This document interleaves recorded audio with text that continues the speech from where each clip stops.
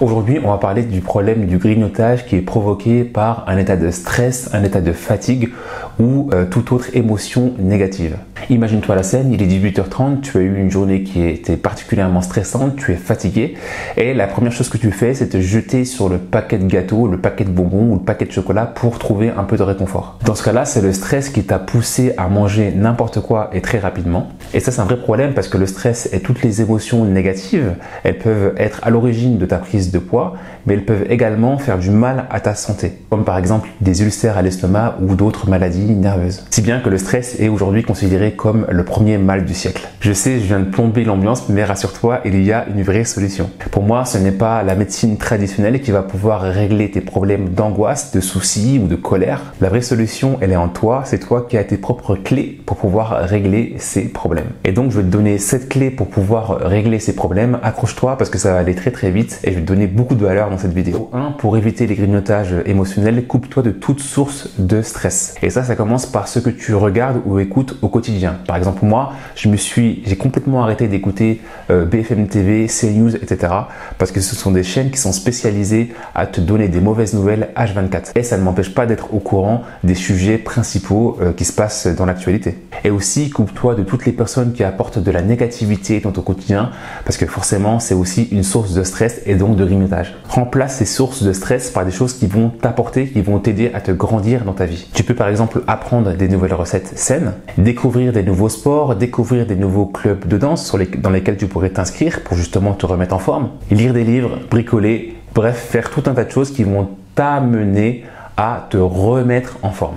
Numéro 2, occupe-toi constamment. Il est super difficile d'être angoissé quand tu es absorbé par une activité qui te demande concentration et réflexion. Et ça, vraiment, c'est un remède qui est très simple, peu coûteux et qui est super efficace quand tu as tendance à être stressé. En étant constamment occupé, tu n'auras pas le temps de ruminer tes problèmes et donc tu n'auras également pas le temps de te jeter dans la malbouffe. Donc fais la liste de tout ce qui te demande un travail intense et fais-le. Comme par exemple le fait de terminer des travaux chez toi ou de te mettre à apprendre une langue, comme l'anglais. L'idée, c'est vraiment de combler les moments libres où tu as tendance à te torturer et à te tourmenter l'esprit pour les utiliser pour faire des choses qui sont constructives et qui vont t'amener à atteindre un certain objectif. Numéro 3, la règle des 99%. Plus j'avance dans la vie, plus je me dis que 99% des choses qui me stressent, que je redoute, finalement, elles n'arrivent pas. Et je pense que c'est le cas pour de nombreuses personnes. Par exemple, dans mon cas, quand j'étais plus jeune, j'avais toujours peur d'être malade, hypochondriaque le mec. En fait, je me rendais malade à force de croire que je pouvais tomber malade. C'est fou. Pour d'autres, le fait de rouler sous un orage va complètement les stresser. Alors que dans la grande majorité des cas, les accidents mortels arrivent par beau temps. En fait, ce que je veux que tu comprennes,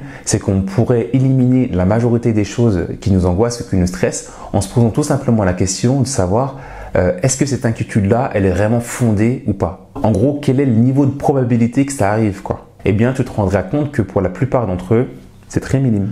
Numéro 4, règle tes problèmes à la source. Je peux concevoir le fait que tu puisses avoir des problèmes avec des collègues au bureau ou avec des personnes de ton entourage. C'est normal. Mais en les détestant, tu vas indirectement leur donner beaucoup de pouvoir dans ta vie. Pourquoi? Parce que ces problèmes vont influencer ton sommeil, ton niveau de tension, ta santé, ton appétit, etc. Mais ne leur donne pas la joie de savoir qu'ils te tourmentent autant.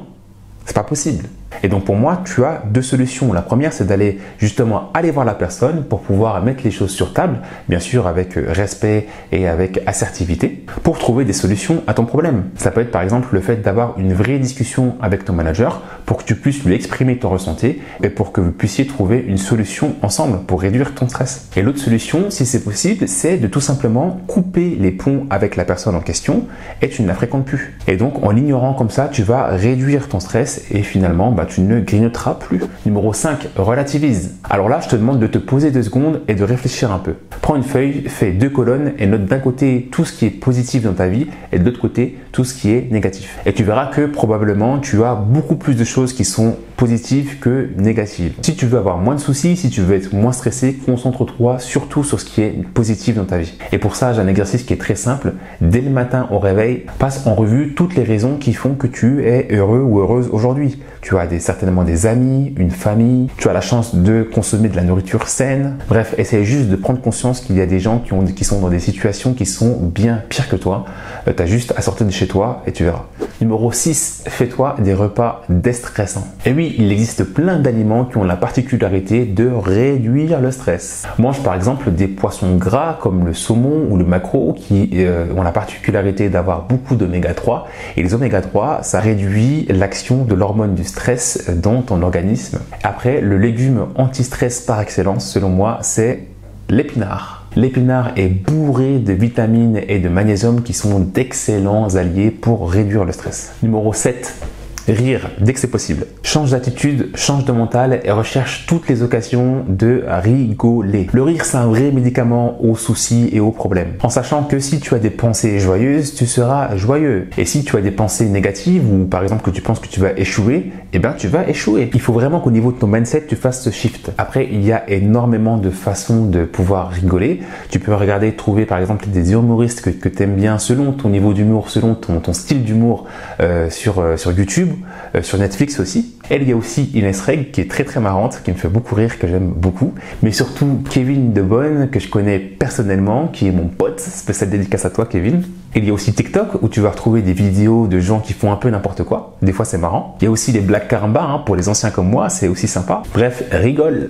Et toi qui m'écoutes, dis-moi pourquoi tu as tendance à grignoter, mets-le dans les commentaires. Si tu veux aller plus loin, je t'invite à télécharger mon dernier ebook qui s'appelle Mes 40 meilleurs secrets pour booster ta perte de poids. C'est un petit livre qui se lit rapidement et qui va te permettre de mettre en place des actions auxquelles tu ne penses pas forcément, mais qui vont t'apporter énormément si tu les fais régulièrement pour pouvoir perdre du poids ou tout simplement rester en bonne santé. Si tu veux aller encore plus loin, je t'invite à tout simplement m'écrire un email pour qu'on puisse construire toi et moi ensemble ta propre feuille de route. Je pense que chacun est unique pour pouvoir rester en forme, perdre du poids, te sentir mieux dans ta tête et mieux dans ton corps. Pour pouvoir télécharger mon ebook, tu as simplement à cliquer sur le lien dans la description et pour le coaching personnalisé avec moi, retrouve mon adresse mail également dans la description. Si tu as aimé cette vidéo, mets-moi un petit pouce bleu comme d'habitude et surtout partage-la avec toutes les personnes que tu penses que ça pourrait aider. Quant à moi, on se retrouve dimanche prochain pour une nouvelle vidéo. C'était Mams pour Mindset to Action. Ciao!